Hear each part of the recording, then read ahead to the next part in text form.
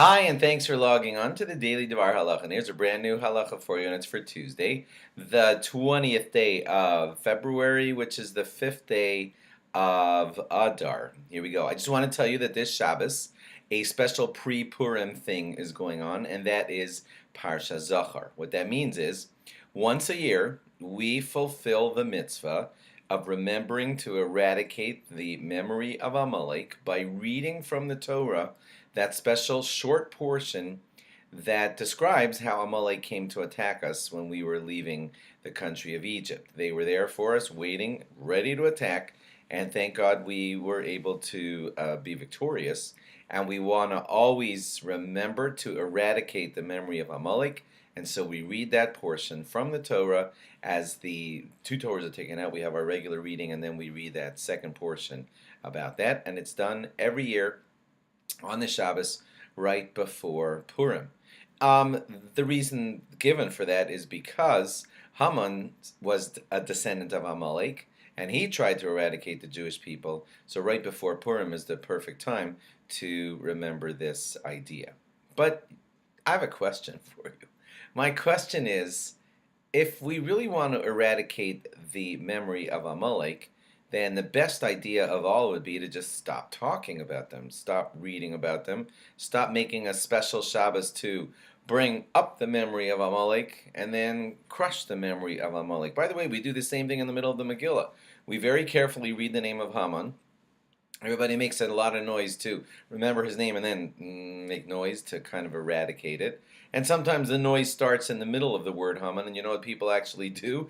They reread the name of Haman so that we could clearly hear it and then make our noise. Same strange concept. We're mentioning Amalek very, very clearly, and then we're saying forget about them. And that seems very strange.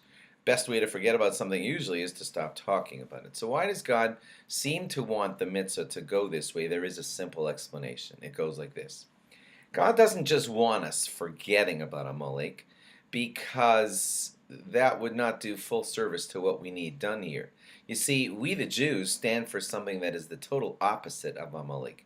We stand for knowing that God is there and He rules the world and He's aware of every circumstance and is orchestrating everything behind the scenes, except that He leaves us free choice. But basically, otherwise, He's orchestrating everything behind the scenes.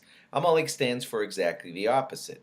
They stand for the idea of even if there is a God, there isn't. And even if He were there, He has no control over the universe, and everything is just random. One big proof to that is in the story itself, where Haman decides that the perfect date to use for the eradication of the Jews would be a lottery. That's why it's called the holiday of Purim. And he wanted a lottery to decide what date, just by fate, not by any military strategic anything, but just to try to figure out a lottery date to destroy the Jewish people, because to Amalek, everything is by chance. So we don't want to just forget that idea. We want to mention it and crush it. We want to kind of say Amalek stands for everything being fate, random, it just happens by whatever circumstance. The Jewish people stand for no, there's a God, there's a creator, and He runs the universe and He makes everything happen.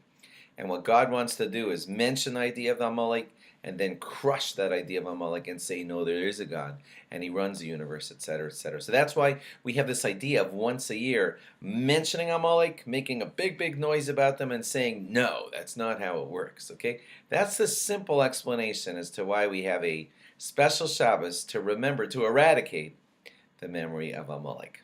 Hope that made sense. We do the same thing on Purim when we mention Haman's name and then slam it right after we mention it. Thanks for logging on, and log on again tomorrow for more. Bye-bye.